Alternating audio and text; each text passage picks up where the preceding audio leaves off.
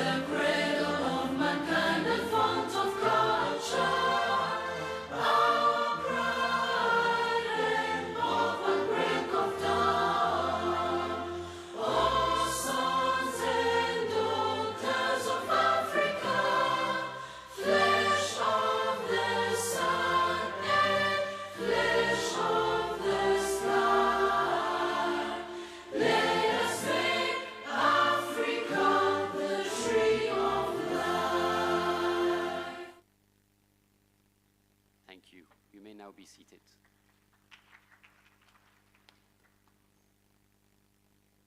Your Excellency, Deputy President of the Republic of South Africa, Excellencies, distinguished guests, esteemed delegates and participants from across our beautiful continent, Africa. Good morning, bonjour, sabah al-khair, and sani bonani. On behalf of the African Union Development Agency, AUDA-NEPAD, the South African Institute of International Affairs, the Institute for the Global Dialogue, and the Institute for Pan-African Thought and Conversation, I warmly welcome you to the T20 Africa High-Level Policy Dialogue, under the theme of strengthening African agency in the G20 within the emerging global order. How timely it is that we gather the day after Freedom Day, 31 years after South Africa's first democratic elections in 1994. Congratulations to our host nation. This historic milestone reflects a brave journey towards justice and equality. It serves as an inspiration as we work together to strengthen Africa's voice and its impact within the G20. The T20 dialogue brings together a distinguished gathering of African policymakers, think tankers, academics, and international experts to engage in critical and forward-looking conversations on the continent's evolving role in global governance. In the context of South Africa's G20 presidency and the African Union's newly acquired permanent membership in the G20, this convening offers a well-timed and strategic platform to reflect on Africa's priorities and articulate a shared vision for the future. To begin our proceedings, I would like to extend a warm welcome on behalf of Her Excellency Mrs. Nardos Bekele Thomas, the CEO of the African Union Development Agency, AUDA NEPAD. Unfortunately, despite Her Excellency's original intention to be physically present, she is unable to join us in person today due to pressing unexpected obligations that is keeping her in Washington, D.C. However, she has sent a special video message for us. We can play the video message. Thank you.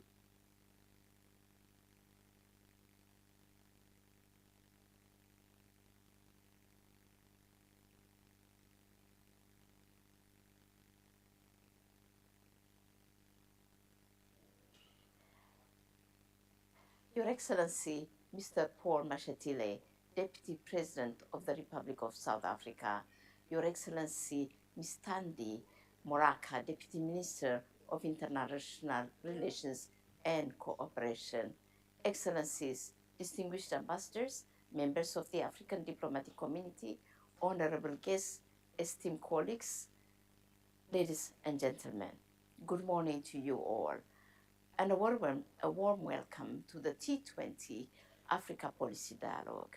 It's a profound honor to have you with us today, Mr. Deputy President. Your presence is a testament to the high priority South Africa attaches to its historic African G20 presidency. We eagerly look forward to your keynote address. Great I cannot join you in person as initially planned due to pressing unforeseen commitments. Although I am 13,000 kilometers away in Washington, D.C., representing the chairperson of the African Union Commission at the IMF World Bank Spring meetings, I'm fully present in spirit. And through Mr. Amin Idris Adum, our Director of Economic Integration, Infrastructure, Trade and Industrialization, as well as our senior representatives, advisors, and technical experts, I'm also physically present.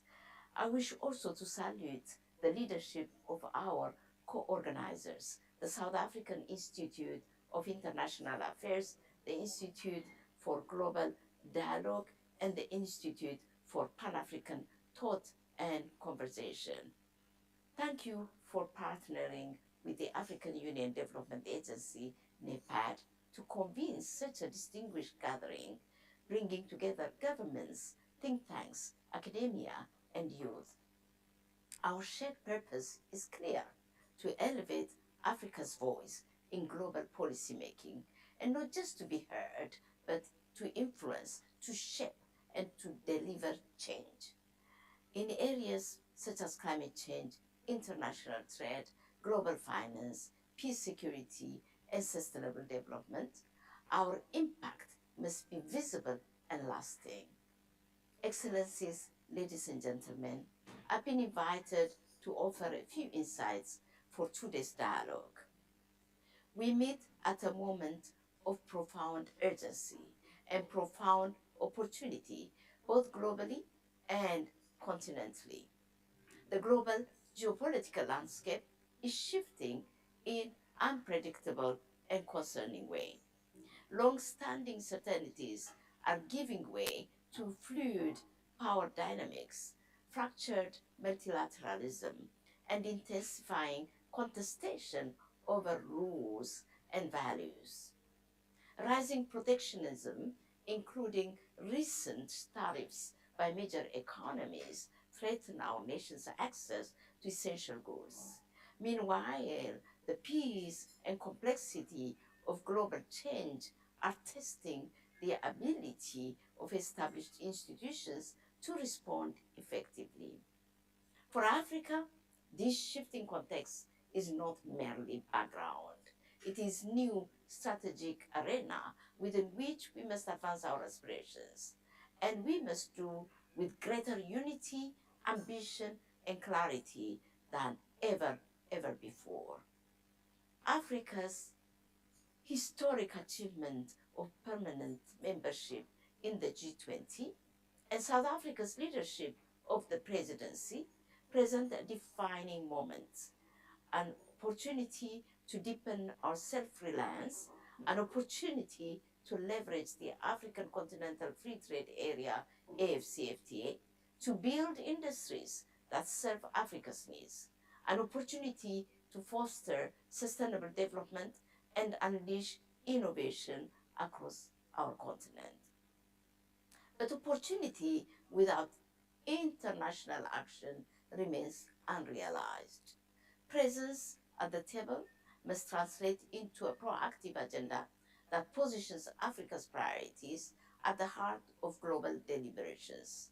This high level dialogue is therefore not only timely, it is indispensable.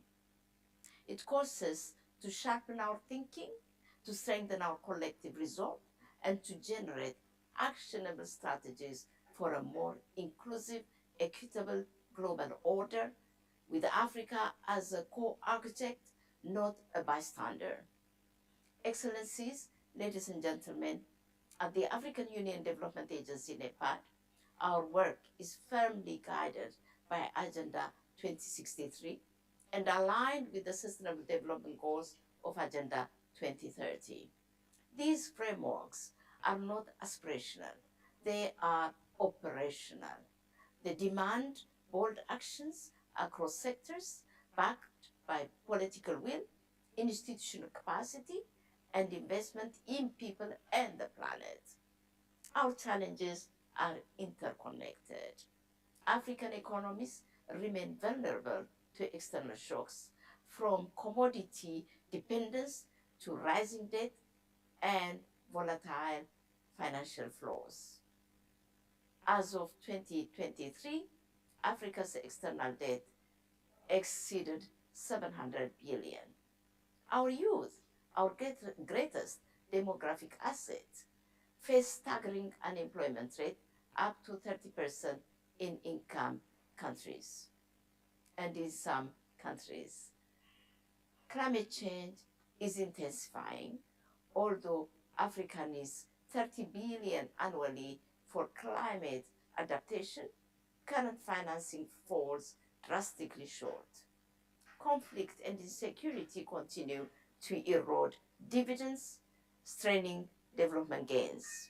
Yet, amid these challenges, our potential remains immense. Our markets are growing, our innovation is accelerating, our voices are rising. To translate potential into progress, I propose three strategic imperatives. One, claim strategic autonomy. Africa must set its own priorities, negotiate on equal terms, and diversify partnerships to better serve our development goals. Two, reimagine economic models. Move beyond extractive patterns towards value addition, integrated markets, and people-centered industrialization, and transform Africa into a leading investment destination. And the third one is strengthen institutions and embrace innovation. Build resilient, inclusive institutions that uphold governance, rights, and constitutional order. Innovation through digital technologies, climate smart agriculture, and cross border infrastructure. close the digital divide, unlock the green economy, and ensure Africa is not just adapting to technological change, but shaping it. Furthermore, global partnerships must evolve into true cooperation based on fairness, accountability, and mutual benefits. The G20 must become a platform where Africa's voice is not peripheral but central. This demands a fundamental shift. Africa must be engaged not as a passive recipient of norms and finance, but as a source of ideas, leadership, and innovation. Excellencies, ladies and gentlemen, let us use this dialogue to forge actionable recommendations, recommendations that will travel with South Africa's Sherpa to the 2025 G20 Leader Summit. AUDA NEPAD, the African Union Development Agency, the premier development agency, stands ready, armed with data, convening power, and technical expertise to transform today's dialogue into tomorrow's deliberations for Africa's transformation. The agency's long-standing engagement with the G20 process, dating back to 2011 through our Heads of State and Government Orientation Committee, HSGOC, continues. This year, we are proud to co-chair the B20 Working Group on Trade and Investment, contributing actively to global policy shaping. Let us seize this moment, deepen collaboration, bridge the gap between policy and practice, and lay the foundation for a just, secure, and prosperous Africa. I look forward to the work we will accomplish together, and thank you for your attention. Thank you.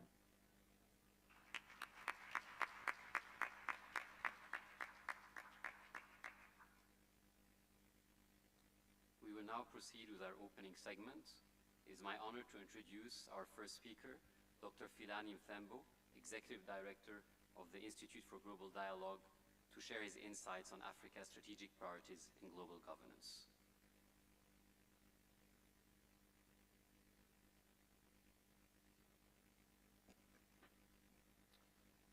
Good morning, Excellency, Deputy President Paul Mashatile, Excellency Deputy President Alvin Bottas, the co-organizers, and of course participants and invitees, thank you very much for your presence today. Our engagement over the next 2 days is around strengthening African agency in the G20 within the emerging global order. Now, within this emerging global order, it is important to define and pursue, clearly define and pursue Africa's strategic priorities in global governance. And in doing that, part of this engagement will help us in that process. So I'd like to thank the core organizing teams and the supporting partners today. And I'd like to also emphasize that indeed the importance of this Africa high-level dialogue to the T20 program is quite important, because following this high-level dialogue, the T20 South Africa will be convening in June over the midterm conference, where some of the policy engagements, some of the insights gained from this particular conference will also make it into that T20 midterm conference, which will develop a communique sent to the Sherpa track and also to the finance track in facilitating part of the discussions during South Africa's G20 presidency. Now, 2025 is quite a strategic diplomatic calendar year for South Africa and for Africa. South Africa, of course, holds the presidency of the G20 during a year that is witnessing disruptions in the international political economy. A changing international landscape which has been accelerated over time, especially this persistence has continued even from the time of the pandemic, and we continue to see it. However, it also characterizes itself at times as a crisis of multilateralism, as we saw during the pandemic and the failure of coordinated actions in addressing the pandemic.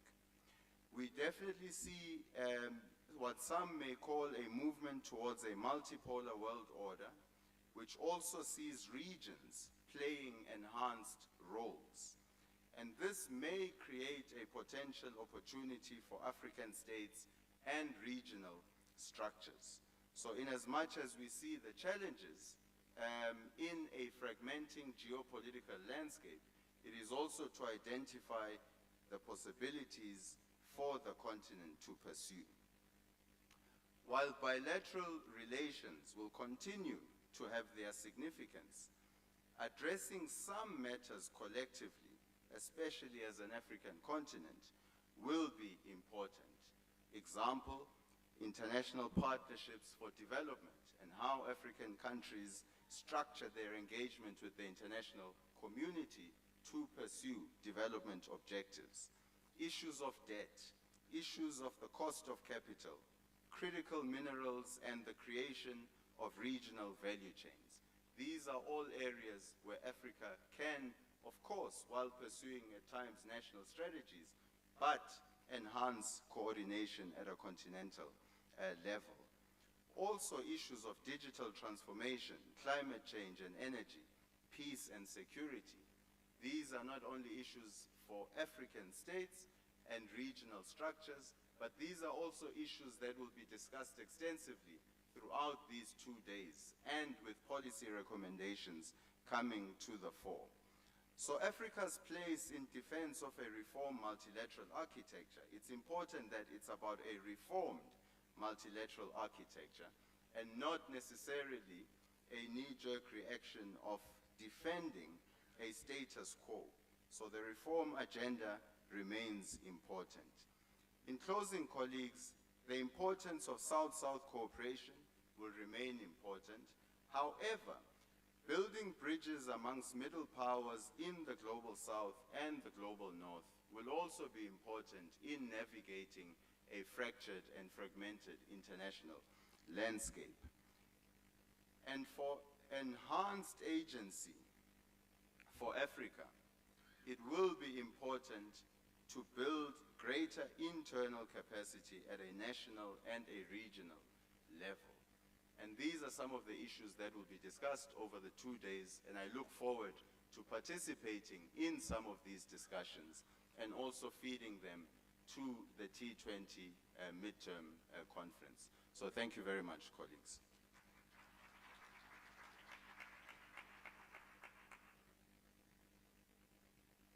Thank you very much, Dr. Mtambu, for your insights. I now invite Mrs. Elizabeth Sidropoulos, the Chief Executive of the South African Institute for International Affairs, who will discuss enhancing Africa's role in global economic policy.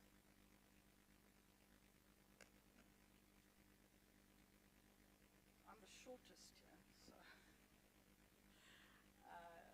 Your Excellency, Deputy President, Deputy Minister, all protocol observed, since I stand on Pilani's protocol. I want to start by sort of telling you a little bit about the kinds of questions I've been facing and having to respond to over the last year in the run-up to South Africa's G20 presidency, because I think this adds light to the topic that I've been asked to talk about. You know, people have been asking me, what exactly is the G20? All it seems is that it's a lot of meetings during the course of the year, you know, a lot of costs to governments and to states. Why should we really care? Does anything they do ever sort of make an impact on us? Does it affect the little man or the little woman?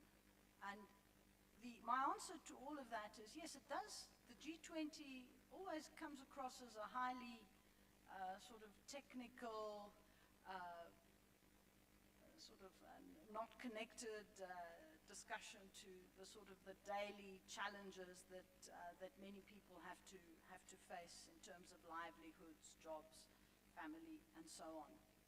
But actually, It's at that level where many of the decisions that impact on us actually are made.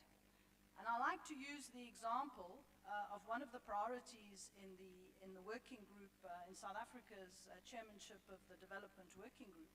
And I know that one of my colleagues who works on that is here, and that's the issue of social protection.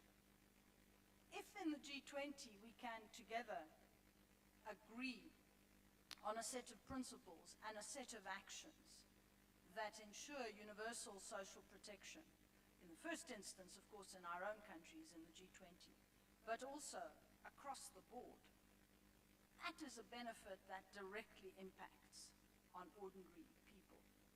If, and this is another priority of the South African presidency, we're able to plug the holes that allow nearly $90 billion of capital to flow out of the continent in illicit financial flows, and be able to plow some of that money back into the fiscus so that countries are able to deliver on education, health, and social services.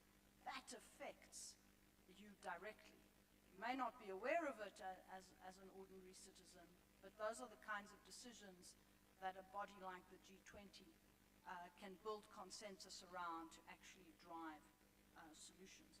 So that's why it's important, and that's why it's been so significant to see the entry of the African Union into the G20 during the Indian presidency in September 2023, and to actually now be in a position where South Africa, together with the African Union, have two voices, two seats in the discussions. And it's not about voting, because the G20, of course, is not about voting. It's about building consensus.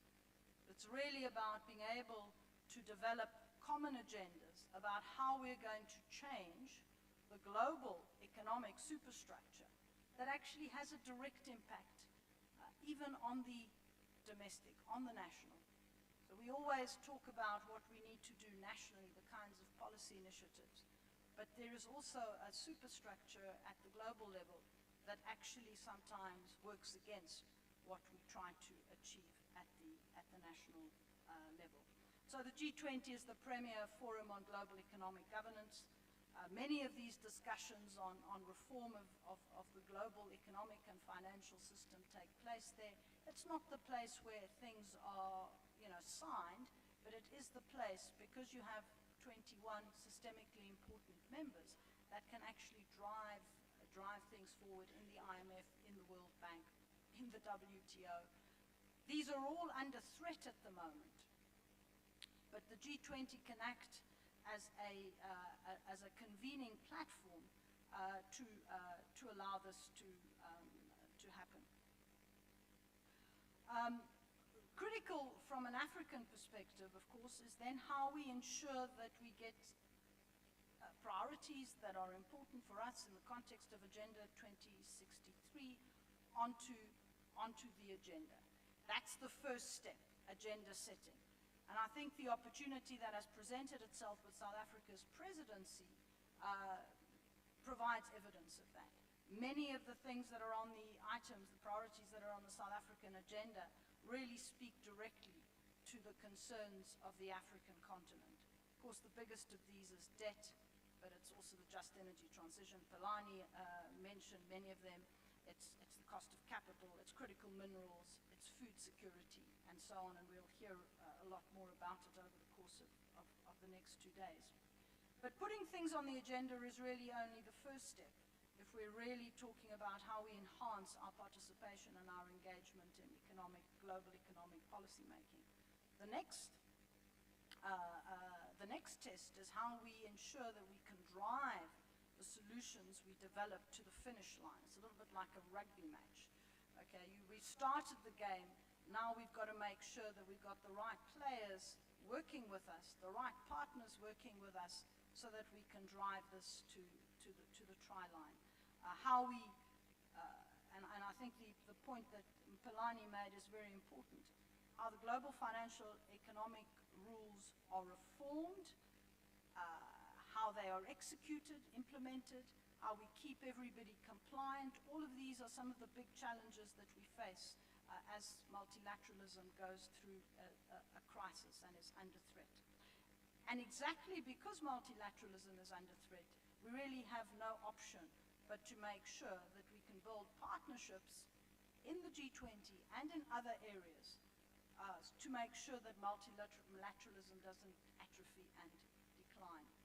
And then just before I end, I want to just reflect a little bit on the two-day conference today. One of the things that we've regarded as critically important in our work as an institute on the G20 has really been mobilizing the African think tank community. That is vital. And so in 2017, before the African Union joined, we initiated a grouping of a number of think tanks across the continent to actually begin engaging much more forcefully and actively in global economic governance issues, on G20 issues. This conference today is the first of its kind in the formal T20 calendar. It reflects this priority, which I think all of us, all of the partners in the T20 Secretariat have identified as being absolutely critical and critically important. If we are to enhance African voices in global economic policy making, it's not just about enhancing government and state engagement, but it's also about the support, the second-tier engagement and evidence, research, that is so absolutely important for us to be successful, not only in setting the agenda, but also in driving that agenda forward and driving it across the finish line. So I want to emphasize the importance of African knowledge organizations engaging and providing critical evidence-based advice to African policymakers. And this T20 Africa, I think, is an amazing initiative today. And I also want to thank my colleagues, Professor Zondi and Dr.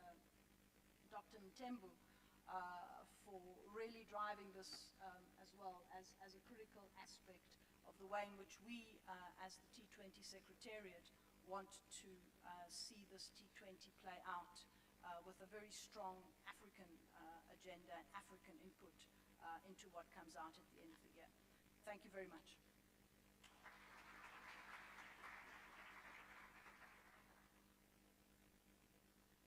Thank you so much, Elizabeth, for trying to answer some of the questions that come across a lot of our minds.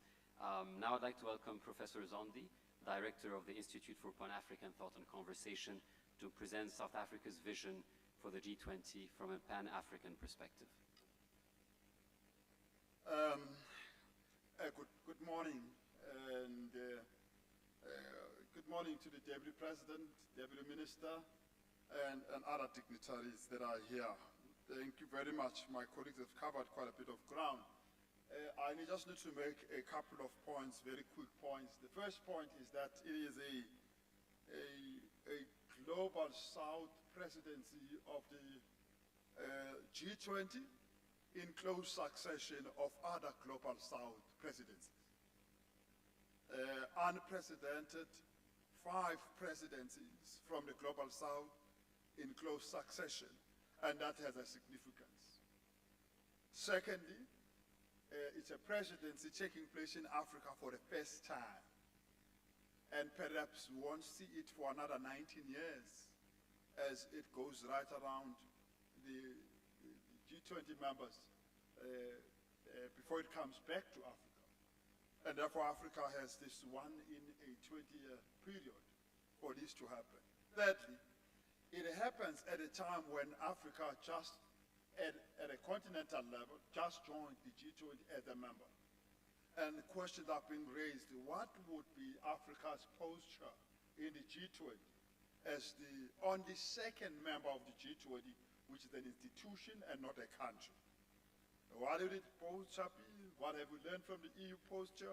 Will Africa be posturing itself in a subcategory? The third one is, South Africa is the president this year, and South Africa has generally always championed African agenda in any global forum, and what would be the expression of the African agenda this year in practice, in practical terms. But South Africa has always projected itself as part of the Global South collective, that it is part of the family of the Global South countries that are looking for just, fair, and progressive outcomes throughout the world. How did all these factors come together to define the presidency, the G20 in 2020, in 2025? Given the fact that from this point, the G20 will move to a global north and move to the United States at a time when the United States isn't quite keen to play a very active role in this kind of forum. So the G20 is taking place under these circumstances, and there are three things that are helping it. And that has to do with how South Africa has approached it and how the Global South has approached it over the time. One is continuity. The presidencies of Saudi Arabia, of Indonesia, of India did a lot to establish focus on sustainable financing, for example, on climate change and energy transition, on the specifics around fighting hunger and enable food security, on the specifics around the global climate commitments and how they address national interest, but have also, besides the substantive issue, have demonstrated for us how you manage this agenda, critical, huge agenda, amid geopolitical contestation, fracture, and division. Because all of these presidencies happened amidst geopolitical difficulties. So the geopolitical difficulties of this year are not new. All the other presidencies have been able to manage all of this stuff.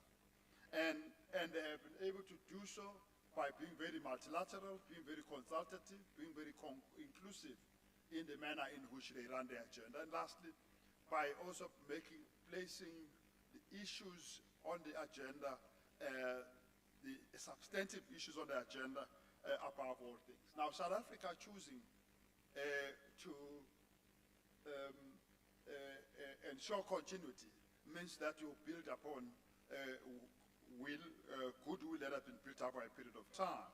So the idea of a troika between Brazil, South Africa, and the United States is a beautiful one. It is being also pursued within the T20. It's only wise to do so so that the agenda is seen as a collective agenda. The idea of placing solidarity, equality, and sustainability at the end simply harmonizes many small little differences across the world, especially between the global north and the global south, across all the thematic issues that were already mentioned. By South Africa expressly indicating that Africa's priorities will be priorities this year, means that the questions of global governance reform, the questions of fighting inequality, the questions of dealing with the heavy external debt that is a tax on Africa's future development, the questions of dealing with critical minerals that are very crucial for digital transformation today, but are found on the African continent in the main, dealing with the issues of infrastructure development and connectivity, dealing with the issue of health security, and so on, will be at the center of our agenda. Now, as we meet here, we are hoping that we will be able to develop very specific ideas for consideration by the leaders in relation to how we, amid the current geopolitical conditions, how do we advance an agenda that is shared by the vast majority of the members of the G20 and the vast majority of the members of the United Nations? How to act in a manner that strengthens Africa and Africa's voice and choices in the world? How to act in a manner that strengthens global multilateralism, including the United Nations? I also just want to express our greatest gratitude to the AU agency, the NEPAD, for working with us in putting this all together. Thank you very much. Appreciate it.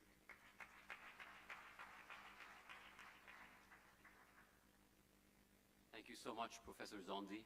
I think maybe we should all as African countries lobby so that other African countries also become members of the G20, so we don't have to wait another 19 years for another African presidency of the G20. Allow me now to invite His Excellency Mr. Alvin Botes, Deputy Minister of the Department for International Relations and Cooperation, to deliver his remarks and to welcome our keynote speaker, the Deputy President of South Africa. Thank you very much, Program Directors, Mr. L. Karaski and Ms. Gopal, both from Ouda NEPAD, Your Excellency, Deputy President of the Republic of South Africa, Honorable Paul Mashatile, heads of diplomatic missions, ambassadors and high commissioners, the Director for the Institute of Global Dialogue, Dr. Mthembu, the Chief Executive of the South African Institute of International Affairs, Ms. C. Elizabeth Sidiropoulos, the Director of the Institute for Pan-African Thought and Conversation, Professor Zondi, distinguished scholars, policy experts, delegates, ladies and gentlemen. The T20 Africa High-Level Policy Dialogue gets to be convened at a moment when Africa's continental voice is not only being amplified in global forums, but is also helping to alter the global governance architecture. South Africa's G20 presidency in 2025, captured in our themes solidarity, equality, and sustainability, is a unique value proposition, ladies and gentlemen, to the rest of the world in our ambition to change the economic and financial architecture of global governance institutions. Your deliberations, therefore, today are integral to that very ambitious effort. The T20 brings some of Africa's finest think tanks to the table, ensuring that the policy ideas forged by the South African government encapsulate both the mindset of state and non-state actors. Ladies and gentlemen, our tasks evidently are very clear: to transform African Union's historical admission as a permanent member of the G20 from symbolism into substance through coherent policy positions, credible analysis, and consistent advocacy. Engagements groups, therefore, such as the T20, the W20, C20, Y20, and Labour 20, are therefore at the heartbeat of our G20 presidency. They translate lived experience into evidence-based policy and give legitimacy to global decisions. For Africa, your work is vital in confronting debt vulnerability, the acceleration of digital transformation, securing fair trade, and unlocking climate-resilient development. As we debate, ladies and gentlemen, let's keep in mind the site of broader struggle for African Pan-Africanist agency. We do not assert ourselves out of resentment, but out of our conviction that the world needs Africa's ideas and resources if it is to overcome inequality, conflict, and ecological crisis. As we champion inclusion, let us make sure that our responses are conscious of being gender affirmed and fair to future generations. Given the fact, ladies and gentlemen, that women, children still continues to bear the heaviest burden of both poverty and climate stress. South Africa's foreign policy that are rooted in Pan-Africanism, human rights, international law, peaceful resolution of conflict, multilateralism, international solidarity, and active non-alignment will use this G20 presidency to press for more just financial architecture, equitable access to development finance, food, energy, water, security, and value-added transition in critical minerals. With the above in mind, ladies and gentlemen, it is now my privilege to introduce a leader whose commitment to strengthening Africa's agency in the G20 is unequivocal. A Pan-Africanist leader of thought. Please, ladies and gentlemen, allow me to welcome the leader of government business, the Deputy President of the Republic of South Africa, His Excellency, Honorable Paul Mashatile, to deliver the keynote address.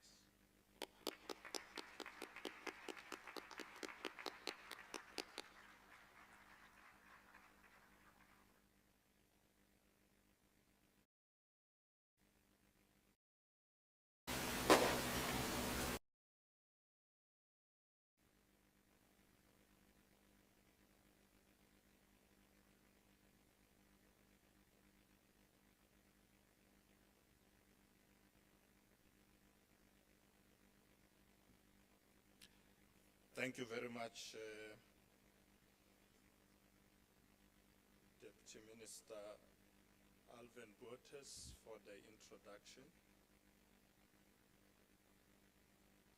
I'd like to firstly greet the program directors, Mr. Mohamed Al-Karaski and Ms. Pamela Gopal, the Chief Executive of the South African Institute for International Affairs, Ms. Elizabeth Sidropoulos, Chief Executive Officer of Audonipat, Her Excellency Ms. Nados Bekele Thomas, Director of the Institute for Global Dialogue, Dr. Philani Mthembu, Director of the Institute for Pan-African Thought and Conversation, Professor Siphamandla Zondi,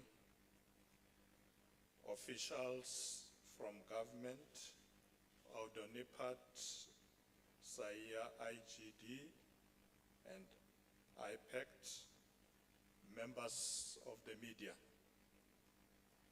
Ladies and gentlemen, good morning to all of you.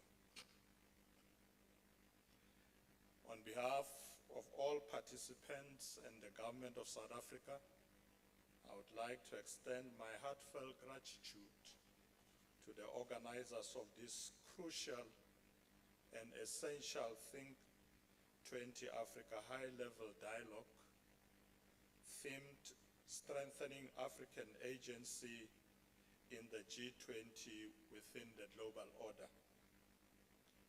It is a privilege to have been invited to participate in this T20 under the G20, an engagement that brings together research and policy institutions, academics and think tanks to provide policy recommendation and research-based insights to inform G20 decision-making.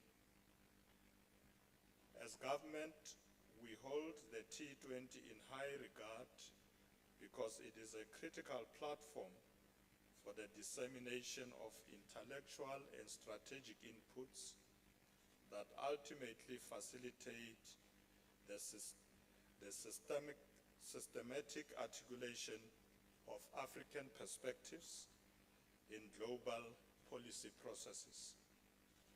This gathering emphasizes the need for Africa to address the persistent challenges of economic development, political instability, and governance weaknesses.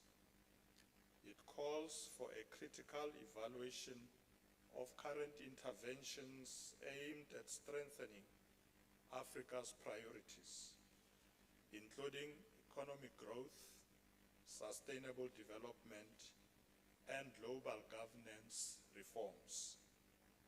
Africa is ours, and we must create the Africa we want. We must build on the ideas of our visionary leaders who committed themselves to the advancement of the African nations. I'm reminded and grateful to intellectuals, amongst others such as Nzikama, Jabavu Khubusana, Mkai Diop, Ali Mazrui, Kwame Nkrumah, Julius Nyerere, and Nelson Mandela. These individuals have contributed significantly to literature, politics, religion, journalism, and the fight for liberation and reconciliation. They have established a trajectory for Africa's growth, resulting in over a dozen African nations attaining their independence. They are largely responsible for Africa's current status as the world's fastest growing continent. To make Africa great and attain complete political and economic independence, we must pick up where they left off. In collaboration with each of you present here today, we possess the collective ability to honor their legacy and positively transform Africa's existing and future prospects for us all who call this continent home. While Africa is one of the most fascinating continents, it currently stands at a crucial juncture in its development journey. With a growing population and vast natural resources, yet it remains underdeveloped. We also need to recognize that Africa has the youngest population globally, with a significant proportion of its citizens under 30 years of age. The presence of a youthful population offers a range of possibilities for the development of this continent. Regrettably, a significant proportion of Africa's youth are unemployed or underemployed, and many face limited access to education, healthcare, and economic opportunities. Africa's demographic dividend remains underutilized, with women and youth disproportionately excluded from formal economies. Nonetheless, with targeted strategies and interventions, this segment of our population has the capacity to substantially enhance economic growth, stimulate innovation, and promote social development. South Africa is committed to placing employment generation, advancing gender-responsive policies, and equitable access to opportunities at the center of the G20 dialogue. Africa can accelerate development through digitalization, artificial intelligence, and emerging technologies. The fourth industrial revolution must be inclusive, bridging gaps in education, healthcare, financial services, and governance. Investment in digital skills, data infrastructure, cybersecurity, and innovation ecosystem is crucial to ensure that no one is left behind. Ladies and gentlemen, the South African G20 presidency provides us with an opportunity to take meaningful steps towards addressing economic and developmental issues in Africa. Since 1999, South Africa has been a member of the G20, which accounts for 85% of global GDP and 75% of international trade. This group is crucial for global economic cooperation, bringing together leaders and policymakers from major economies to discuss and coordinate policies on various issues. South Africa's G20 presidency, being the first ever on the African soil, marks a significant moment for the continent. Regardless of it being in South Africa, the G20 presidency is this year for Africa. Through our presidency, we intend to define the economic destiny of Africa, one marked by sustained growth, high employment, increased living standards, and sustainable development and innovation. The inclusion of the African Union as a permanent member of the G20 also marks a transformational moment in global governance. The move is the culmination of a persistent advocacy to ensure Africa's rightful place in shaping global economic, political, and social construct. South Africa's G20 presidency is centered on the theme of solidarity, equality, and sustainability, which is not just a catchphrase, but a reflection and a commitment to the African order. The theme further reflects a commitment to reimagine multilateralism in the face of fragmentation and rising unilateralism. Our presidency is grounded in the philosophy of Ubuntu, which reminds us that our faiths are intertwined and that collective progress must underpin global governance. This principle shapes our agenda and informs our deep engagement with the AU, African institutions, and fellow G20 member states. Moreover, the solidarity, equality, and sustainability theme highlights the South African government's commitment to tackling global concerns through collaborative action, whilst also prioritizing the needs and challenges of the global South, particularly the African continent. Currently, the world is facing relentless challenges that are testing our global humanity and solidarity amongst nations. Major megatrends such as globalization, geopolitical instability, climate change, rising nationalism, demographic changes, technological convergence, conflict, trade wars, and financial crisis are causing further hardship and have the potential to threaten our collective future.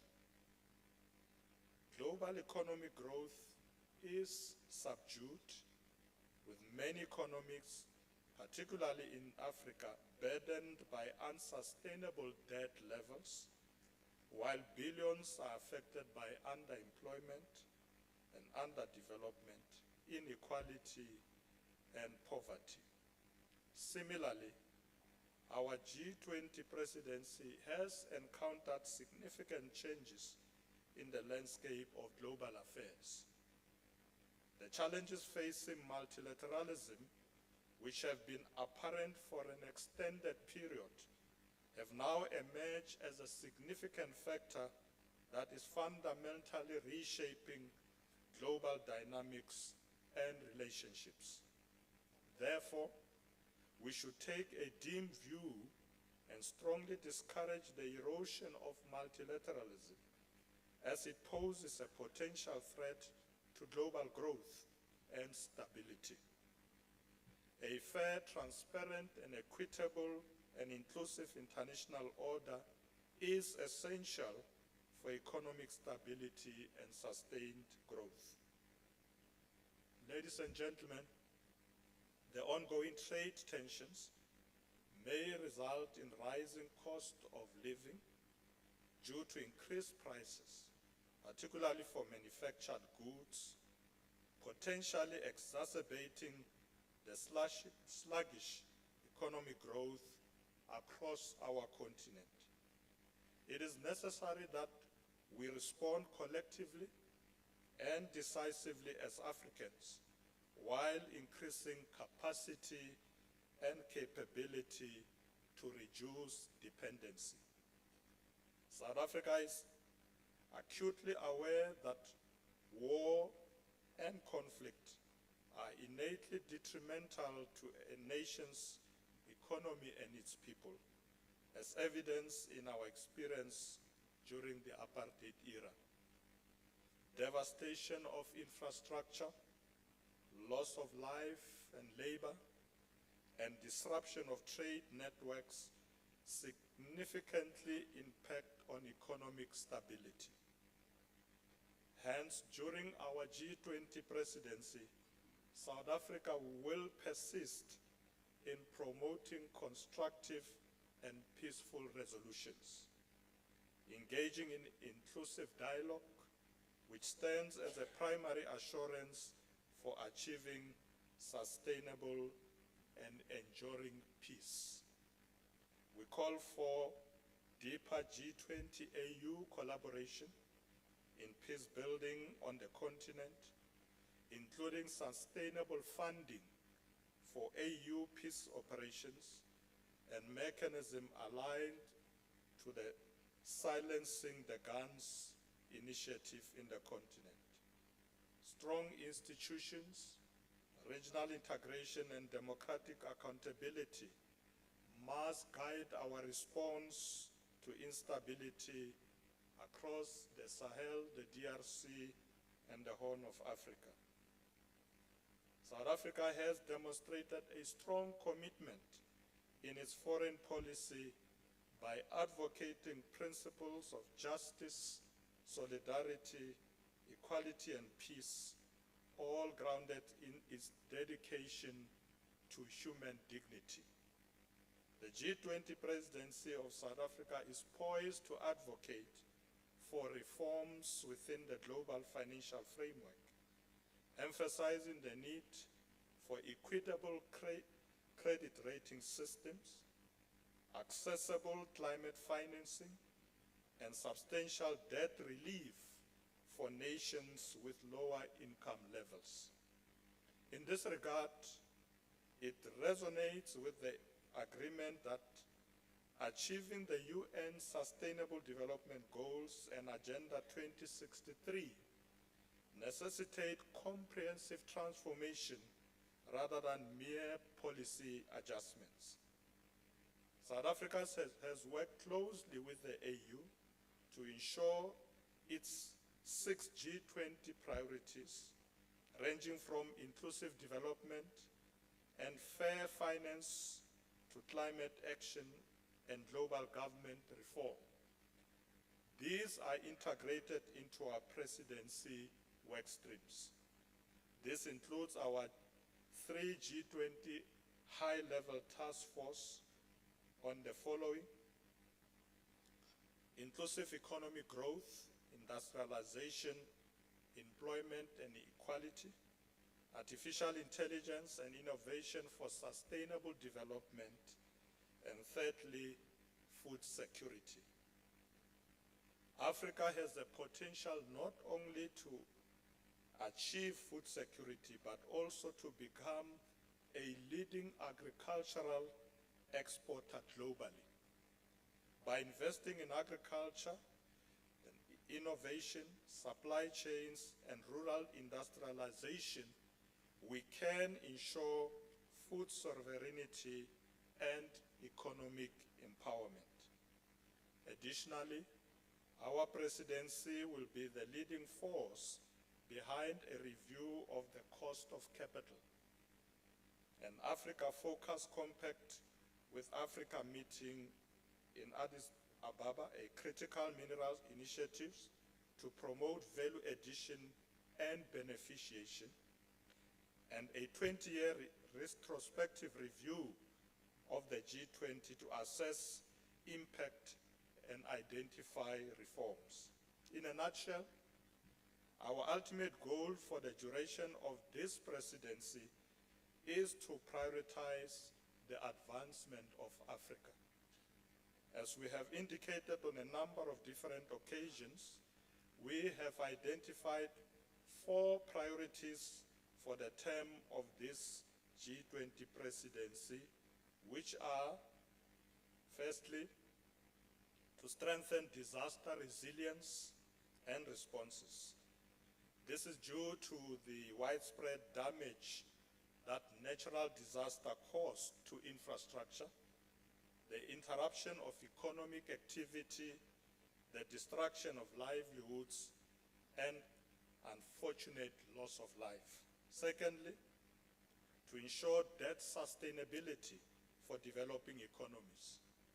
The G20 will prioritize debt sustainability for developing economies, addressing rising sovereign debt levels and servicing costs, demonstrate leadership in addressing global economic imbalances, and fill the funding gaps necessary to achieve sustainable development goals. Thirdly, to mobilize finance for a just energy transition.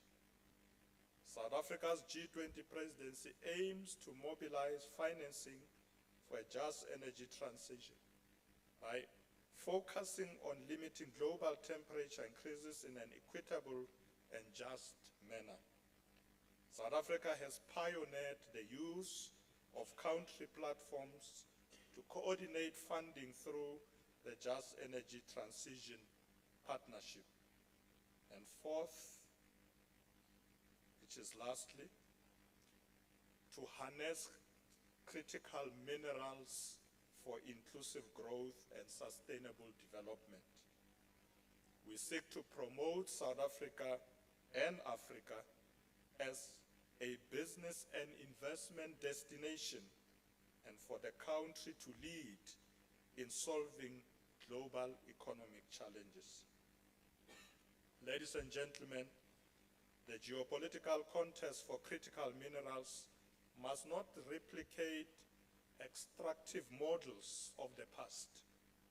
South Africa's Critical Minerals Initiative seeks to establish sustainable, inclusive, and diversified supply chains that prioritizes local beneficiation and value adding.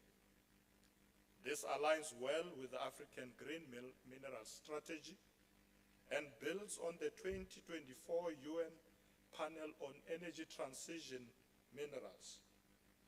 Africa must leverage its mineral wealth for industrialization, energy transition, and digital transformation. Ladies and gentlemen, during this presidency, we are also amplifying Africa's strategic voice in a fragmented world. Africa's economic and geopolitical profile is rising, driven by the African Continental Free Trade Area and domestic economic resilience. Focus indicates that Africa will be the second fastest growing region globally, and it is expected to increase intra-African trade by over 50% by 2025, significantly boosting economic activity. However, structural inequality, the cost of capital, climate shocks, and persistent marginalization in decision-making forum jeopardize this growth. The T20 dialogue is therefore a key platform to consolidate Africa's intellectual leadership and develop strategic responses to these systemic challenges, ensuring Africa's agency is proactive, not reactive. We must take advantage of the African Continental Free Trade Area, Africa's most ambitious economic integration project, bringing together 55 AU member states into a single market. The Free Trade Agreement in Africa promotes industrialization by reducing reliance on raw material exports and promote value addition. It increases Africa's bargaining power in global trade negotiations, allowing it to attract more direct foreign investments, negotiate better trade deals with other continents, and develop diverse industries. Nonetheless, there is still more work to be done to overcome inefficient logistics and inadequate infrastructure. Modern transport networks must be developed. For example, while energy and digital infrastructure must be built, trade restrictions must be lifted, and smooth cross-border trade must be encouraged. Ladies and gentlemen, in our pursuit of strengthening African agency within the G20 framework, we must re-emphasize the importance of collaboration, open dialogue, and collective action. As African nations, we have to come together and speak with one voice. We have to combine our strength to guide policies and decisions that align with our interests and aspirations. Furthermore, we must engage constructively with our global partners within the G20, cultivating partnerships founded on mutual respect, understanding, and reciprocity. We can construct a more equal and inclusive global order that benefits all countries by bridging gaps and forging partnerships. I truly believe that a fair, inclusive global order is possible, but it requires leadership grounded in equity, responsibility, and cooperation. The G20 should form part of this as we seek to unite as a country, states, and develop policies that are progressive and are of interest to all of us. Our intention is to work with the like-minded countries and progressive institutions to establish a more equitable, representative, and just international order. The G20 is not a substitute for existing international institutions, but must complement and accelerate progress on already agreed global commitments. As we reflect on the G20 after 20 years, South Africa is initiating a review to ensure the forum remain responsive, representative, and reform-oriented. In conclusion, program directors, let us remember that the strength of the G20 lies in its diversity and inclusivity. Strengthening Africa's agency within this framework not only empowers African states, but also increases the credibility and efficacy of global governance. South Africa's G20 presidency will remain accountable to the continent and to its people. We are not just observers of history. We are co-authors of a new global order. The T20 Africa High-Level Policy Dialogue is not simply a meeting of minds. It is an affirmation of Africa's leadership in reshaping this global agenda. I'm therefore confident that over the coming days, you will be spending time dealing with epistemology, both tacit and explicit application. I hope you'll have meaningful contribution to advancing Africa's agency in the G20 and on the global stage. At the end, we must conclude this dialogue with a clear grasp of what must be done to reposition Africa as a hub of knowledge growth while finding solutions to its challenges. Africa is at a turning point, armed with ambition, vision, and growing global influence. Thank you once again for the opportunity to participate in this dialogue. I'm looking forward now to listen to the panel. Thank you very much.